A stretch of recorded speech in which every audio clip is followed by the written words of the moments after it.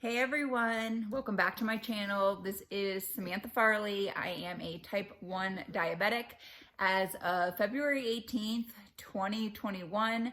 And today I want to talk about navigating the holidays with type 1 diabetes and really just dealing with family members and their negative comments.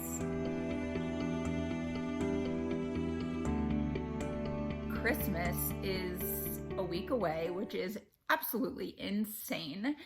But as you know, Christmas is always a fun time. It's always an amazing experience. It's so much fun to celebrate Christmas with your family under the Christmas tree, opening gifts, and all that sort of thing.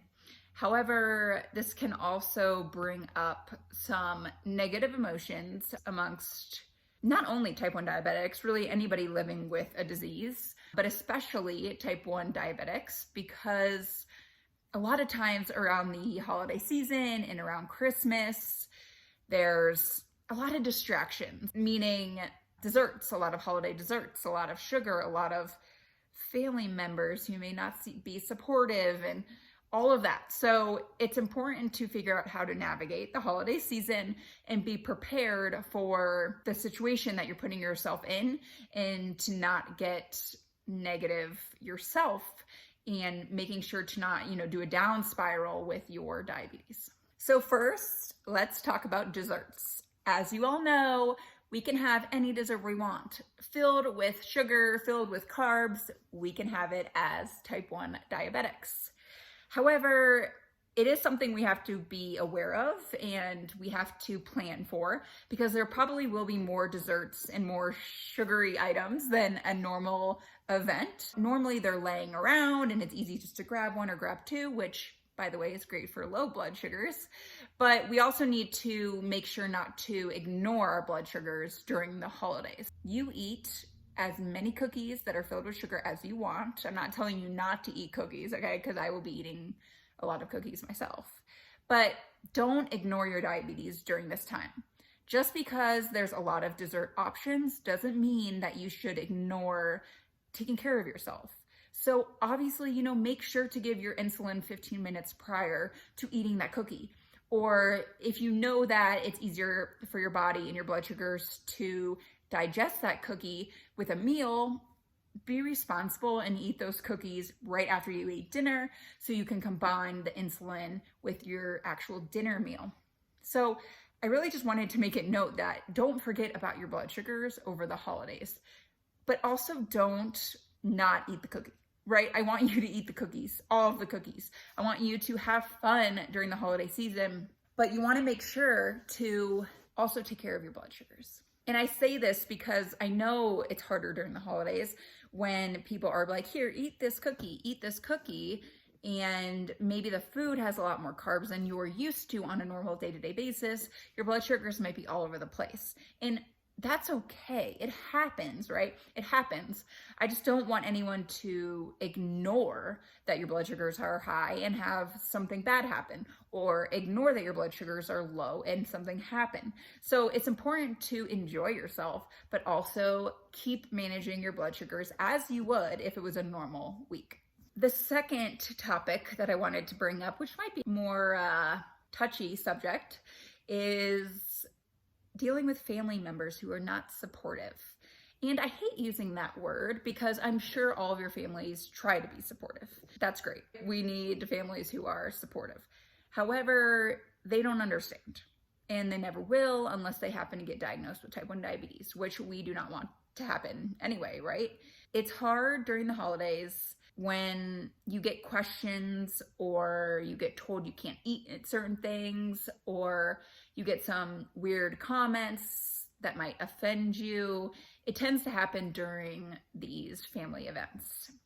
And natural reactions would be to probably tell them off, right? Or get angry and snickery at them and just be mad. But it's important to use this opportunity as, I like to say, a learning opportunity for them. It's not necessarily their fault that they don't know anything about type 1 diabetes. And like I've mentioned, they don't have the disease. So there's only so much they're ever going to understand. However, that's your time to give them an opportunity to learn. So if someone tells you that you can't eat that sugary cookie, You can say, yes, I can, in a nice way, and explain to them why you're able to eat that cookie. Tell them that as long as you take insulin before eating the cookie, nothing will happen to your blood sugars. And even if something did happen, you're able to correct it afterwards.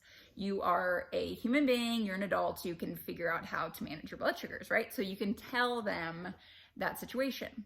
I know it's gonna be hard to not get angry when people make ignorant comments like that, but you also need to educate them so they don't do it again.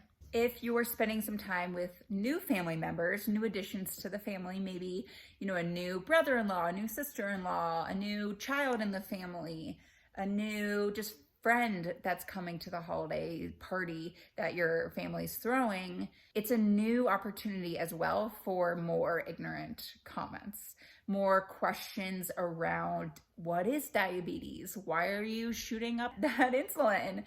Questions like that maybe you're sick of explaining, but going back to the learning opportunity and using that time to explain to them, let's do diabetes 101, right? And breaking it down and saying, okay, well, I don't have a working pancreas. You do. So let's compare the two. Explaining it like that and kind of, I hate to say dumbing it down, but sometimes you just have to do that because nobody knows all the medical terms that we know diabetes related. So you have to kind of dumb it down. I love using the key analogy between type 1 and type 2 about type 1. If you're trying to get into a door and you need a key, we don't have a key. That is type 1. There's no key to ever open that door.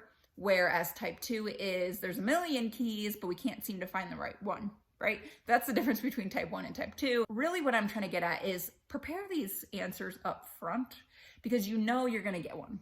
We just have to accept that. We're going to get some negative comment, some ignorant comment, some comment that frustrates us. And we need to be prepared that that's going to happen and that we need to stay calm during those moments.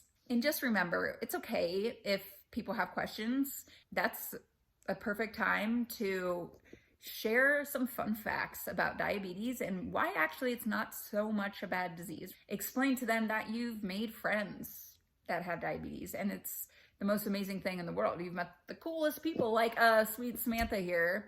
She's awesome, right? Tell them all the positives that come out of diabetes. And you might be like, there are no positives, but guess what? There's a ton of positives that come out of it. Like just caring more about your health, right? And just knowing more about how blood sugar affects the body. You know so much more than the average human. And so remember that when you hear negative comments, that's a great time to talk positive about diabetes. Like, actually, it's not as bad as it sounds. It's not because I ate sugar, like this is why this happened. And actually it's brought me blank, blank, blank. And go into why it is a good thing. So I know I kind of just rambled for the past few minutes, but I wanted to talk about preparing for the holidays because I know it can be a stressful time and I know it's in 1 week and we're with family members who we haven't seen in a while and it just can bring on a lot of emotion with diabetes. Especially if you're the only one in your family with it, it can be even more stressful than normal. So I will see you guys next week. I hope you all have a wonderful holiday week, a good Christmas Eve, a good Christmas Day if you celebrate those, and I will see you guys soon. Bye.